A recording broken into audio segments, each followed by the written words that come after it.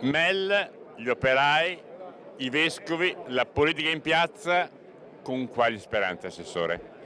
Ma intanto con la convinzione che dobbiamo tenere tutti una posizione molto unitaria e coesa, e credo che la piazza lo dimostri, dai vescovi, non credo sia mai accaduta una cosa del genere, al mondo del lavoro che ovviamente è sempre presente, ma anche a tutta la politica. Qui non ci sono distinguo, noi dobbiamo dire con chiarezza e con fermezza che queste due realtà, perché in questo territorio insistono due realtà di particolare rilevanza produttiva e occupazionale, noi dobbiamo difendere queste due produzioni che sono entrambe strategiche per l'Italia.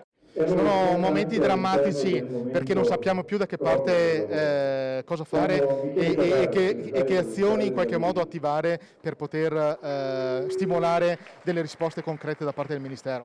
Come governo noi abbiamo cercato di poter lavorare con le due aziende della CICI di Standard. Per la CICI ci sono di fatto due possibilità, quella che secondo me è più possibile è chiaramente una grande azienda già del territorio, ha fatto importanti investimenti, siamo pronti per una nuova NewCo mettendo a disposizione attraverso il fondo di salvaguardia 10 milioni di euro per la continuità dell'attività dello sviluppo dei compressori, della loro produzione per ACC.